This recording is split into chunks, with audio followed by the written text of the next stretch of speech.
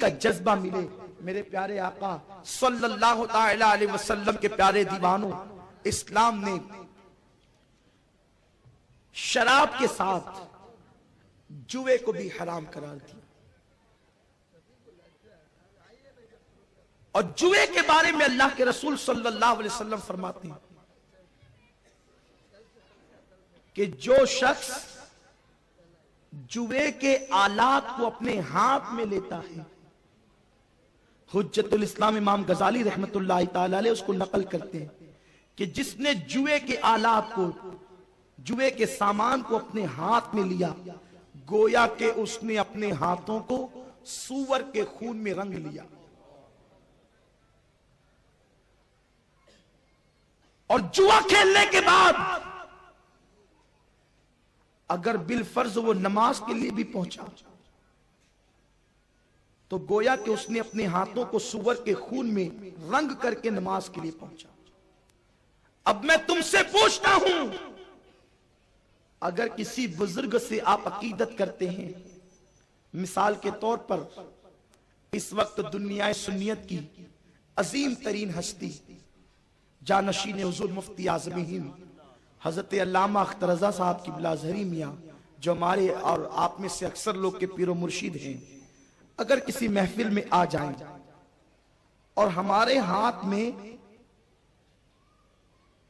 गर्द गुबार लगा हो, मिट्टी लगी हो, तो बताओ क्या हम हजरत से मुसाफा करने की हिम्मत करेंगे?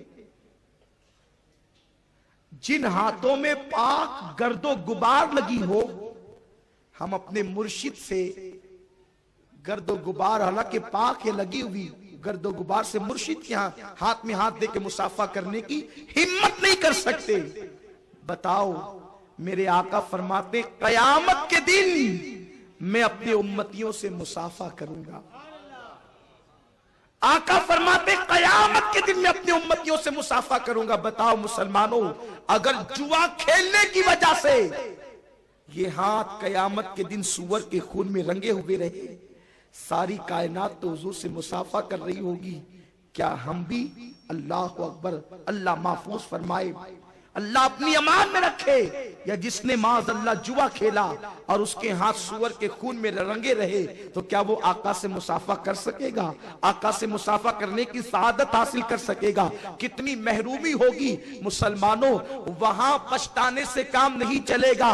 अगर पछताना है, अगर तौबा करना है, अगर गिरिया करना है, अगर नादिम होना है, तो दुनिया के अंदर नादिम हो जाओ। अगर शर्मिंदगी है तो दुनिया के अंदर शर्मिंदा हो जाओ। तौबा करनी है, दुनिया में तौबा कर लो। इमामुल मुतकल्लिमीन मौलाना नकी अली खां रहमतुल्लाहि ताला अलैह, जो आला हजरत रदी अल्लाह ताला के वालिदे बुजुर्गवार है, वो इरशाद फरमाते हैं, अगर तुमने आखिरत में रोते रोते खून से दरिया भी भर दिया और उस वक्त तुमने अल्लाह से अर्ज किया, मौला दुनिया में जाने दे ताकि हम तौबा कर लें, अपने गुनाहों से रुजू हो जाए, उस वक्त तुम रोते रोते अपनी आंखों से खून के दरिया को भर दोगे, आंसुओं से खून के दरिया को भर दोगे, उसके बाद भी तुम्हें दुनिया में आने का मौका न मिलेगा। अल्लाह ने मौका यहां दिया है, यहां होश के नाखुन लो, वक्त को कीमती जानो, वक्त को कीमती समझो और उसके मुताबिक तैयारी करो आखिरत की। इसलिए कि मुसलमानों,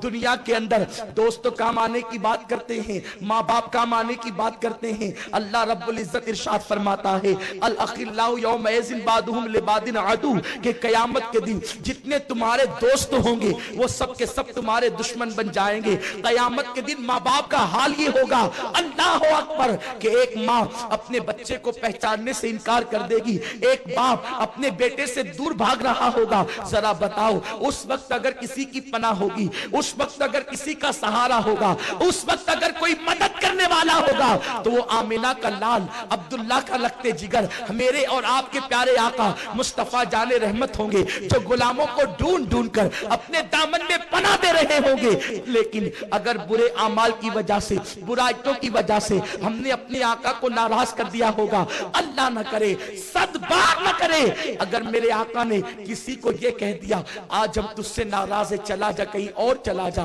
तो मुसलमानों बताओ किसकी बारगाह में पनाह मांगोगे, किसके दामन में छुपने की बात करोगे? जरा सोचो तो सही। ये दुनिया है, दुनिया की रंगरेलियों में इतने न खो जाओ कि आखिरत को फरामोश कर दो, अल्लाह रब्बुल इज्जत के कानून को भुला दो, रसूल आजम की सुन्नतों को फरामोश कर दो।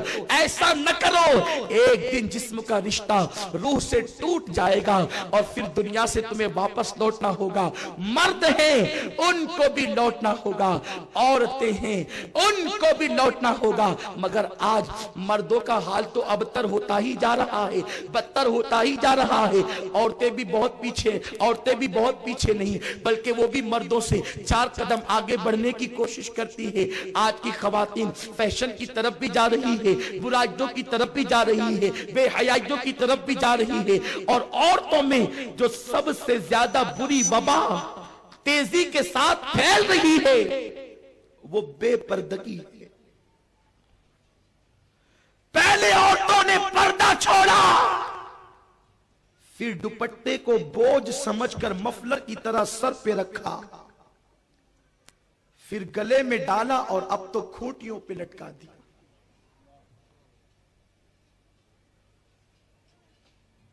लोग कहते हैं हमारे घर में बरकत नहीं। बरकत कैसे होगी?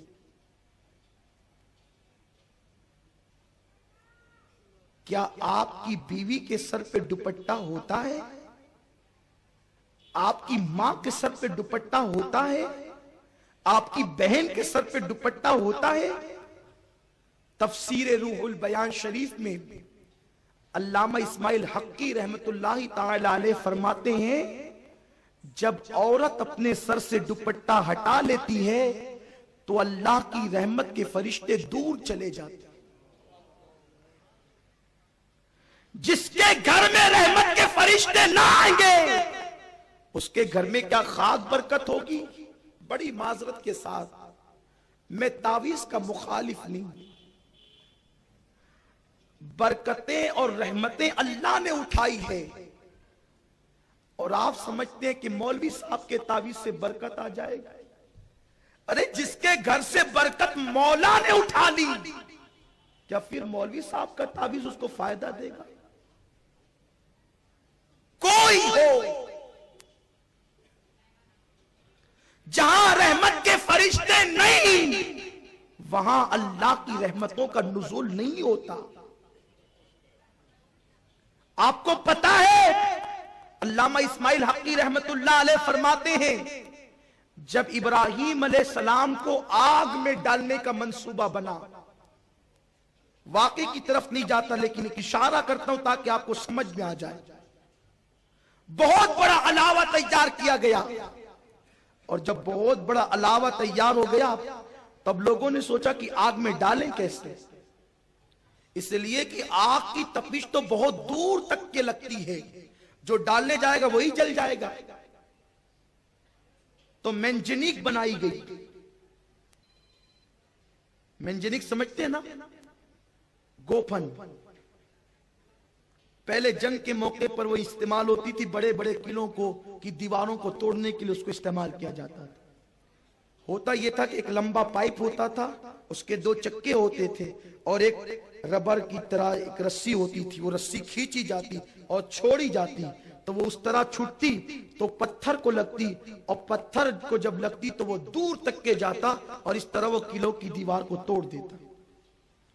तो मिंजनीक इब्राहीम अलैहिस्सलाम को आग में डालने के लिए सबसे पहली मर्तबा तैयार की गई, शैतान के डायरेक्शन पर, उसके बताने पर।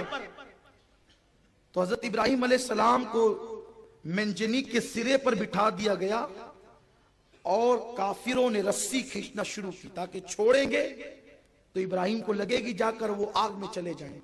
फरिश्ते रोने लगे, अल्लाह यही तो तेरा एक बंदा है जो तेरा नाम लेता है जमीन पे, ये भी आग में जा रहा है, मौला हमें इजाजत दे, हम इसकी मदद करना चाहते हैं। अल्लाह ने फरमाया वो तुम्हारी मदद तो लेगा नहीं, लेकिन तुम जाना चाहते हो तो मैं इजाजत देता। रब की तरफ से इजाजत मिल गई, रहमत के फरिश्ते आए, काफिर सब मिलकर रस्सा खींचते थे, फरिश्तों ने उस रस्से को पकड़ लिया। अब वो पूरी ताकत लगाते हैं मगर रस्सा खींचता नहीं, रस्सा खींचेगा नहीं तो छूटेगा नहीं, छूटेगा नहीं तो इब्राहिम अलैहिस्सलाम आग में जाएंगे। वो परेशान हो गए कि हमारा ये मंसूबा भी फेल हो गया, नाकाम हो गया। तो शैतान एक बूढ़े की शक्ल में आया, और जब बूढ़े की शक्ल में आया तो कहने लगा क्या दुश्वारी है। तो उसने, लोगों ने कहा कि ये रस्सा हमसे खींचता नहीं, हालांकि कल तक तो खींच रहा था, आज नहीं खींचता। तो उसने कहा ये खींचता नहीं, मैं एक तुम्हें तरीका बताता हूं, 8-10 औरतों को बुलाओ, और जब वो औरतें आ जाएं तो उनसे कहो कि वो अपने सर को नंगा कर ले, यानी सर से दुपट्टा हटा ले। इसका मतलब उस जमाने की काफिर औरतें भी अपने सर पे दुपट्टा रखती थी। मुसलमान औरतों को क्या हो गया कि वो अब दुपट्टे को दूर कर चुकी। कितनी अफसोस की बात है। तो शैतान ने कहा 10 औरतों को बुलाओ और उनको कहो कि दुपट्टा सर से हटा दे। जब औरतें आई और उन्होंने दुपट्टा सर से हटाया तो जो रहमत के फरिश्ते रस्सा पकड़े हुए थे वो सब दूर चले गए। जब वो दूर गए तो रस्सा खिंच गया, रस्सा खिंच गया। इब्राहिम अलैहिस्सलाम आग में चले गए। क्या पता चला, जहां अल्लाह का नबी मौजूद हो, अल्लाह के नबी की मौजूदगी के बाद अगर वहां रहमत के फरिश्ते नबी की वजह से हो और औरतें सर खोल ले तो भी रहमत के फरिश्ते वहां से चले जाते हैं। और बड़ी जिम्मेदारी से एक बात भी अर्ज करूं, मुसलमानों, तुम तो तुम और हम तो हम है। अगर नबी की बीवी भी सर से दुपट्टा हटा ले तो वहां से भी रहमत के फरिश्ते चले जाते हैं। नबी की बीवी की बात कर रहा हूं। उसी रूहुल बयान में नीचे ये बात लिखी हुई है कि आका पर जब पहली वही नाजिल हुई, इक़रा, तो पहली वही नाजिल होने के बाद चूंकि वो वही गारे हिरा में नाजिल हुई थी, तो आका अलैहिस्सलाम पर कलाम इलाही की हैबत थी। आका कांपते हुए आए और आपने अपनी मुकद्दस बीवी, हम सब की मां उम्मुल मोमिनीन जनाबे खदीजा से कहा, ज़म्मिलूनी ज़म्मिलूनी, मुझे कंबल उड़ाओ, कंबल उड़ाओ मुझे। उम्मुल मोमिनीन ने पूछा, मेरे सरताज क्या हुआ? आका फरमाते, मैं ऐसी मखलूक देख रहा हूं कि मुझे खतरा हो गया अपनी जान का। मां खदीजा ने कहा, आप अपनी जान को जो है वो खतरा महसूस न करें। और आका का हाथ पकड़ा, तवज्जो फरमाए, आका का हाथ पकड़ा और पकड़कर अपने कमरे में ले गई। फरमाया वो मखलूक तुम्हें नजर आती है, अब भी नजर आती है जो तुम्हें गार में नजर आई थी? आका ने फरमाया हाँ खदीजा, मैं वो देख रहा हूं वो मखलूक। इतने में मां खदीजा ने अपने सर से दुपट्टा हटा लिया। मां खदीजा ने अपने सर से दुपट्टा हटा लिया। जब दुपट्टा हटाया तो पूछा, मेरे सरताज, क्या अब भी वो मखलूक तुम्हें नजर आती है जो गारे हिरा में दिखी थी और अब तक नजर आ रही थी? आका फरमाते, अल्लाह की इज्जत की कसम, अब वो मखलूक मुझे नजर नहीं आती। फिर मां खदीजा ने दुपट्टा सर पे डाला, कब नजर आती है? कहां अब नजर आती है? फरमाती, आपको मुबारक हो, ये वही रहमत के फरिश्ते हैं जो इब्राहिम के पास आए थे, वो आपके पास आए हैं। अगर ये शैतानी मखलूक होती तो मेरे दुपट्टा उतारने के बाद भी आपको नजर आती। जब मैंने दुपट्टा हटाया तो वो रहमत के फरिश्ते थे जो चले गए। अब मैं तुमसे क्या कहूं, अरे नबी की वो बीवी जिसको खुदा भी अर्श से सलाम भेजता है, अगर वो सर से दुपट्टा हटा ले तो उनके घर से रहमत के फरिश्ते चले जाते हैं। तुम्हारी औरतें, तुम्हारी बेटियां फैशन के लिए अगर दुपट्टे खूंटी पर लटका कर गांव गांव घूमती रहे तो तुम्हारे घर में रहमत के फरिश्ते कैसे आएंगे? हमने अपने हाथों से अपने पैरों पर कुड़ारी मारी है। अगर तुम चाहते हो कि घरों में बरकत हो, अपनी अपनी बेटियों को दुपट्टे का पाबंद बना दो, इसलिए कि तुम बाजू की कुव्वत से माल तो कमा सकते हो मगर माल में बरकत नहीं कमा सकते। माल अगरचे बाजू की मेहनत से मिल सकता है मगर बरकत बाजू की मेहनत से नहीं मिल सकती। बरकत तो अल्लाह की रहमत से मिला करती है, रब की मर्जी, रब के करम से मिला करती है। मुसलमानों, एक हमारी बेटियां हैं जो दुपट्टा ओढ़ने में शर्माती है, पर्दा करने में शर्माती है। एक नबी की बेटी सैयदा फातिमा थी जिसके सर के दुपट्टे को कभी चांद और सूरज ने नहीं देखा था, जिसके सर के दुपट्टे को कभी चांद और सूरज ने नहीं देखा था। और यह बात मैं नहीं कह रहा हूं, आला हजरत जैसे मुजद्दिद और मुहक्किक ने कही है, जो बगैर दलील कभी कोई बात नहीं करते। फरमाते हैं जिसका आंचल न देखा मौ महर में, जिसका आंचल न देखा मौ महर ने, उस रिदाए नजाहत पे लाखों सलाम। नबी की बेटी वो बेटी है कि जिसके सर के दुपट्टे को चांदो सूरज नहीं देखते।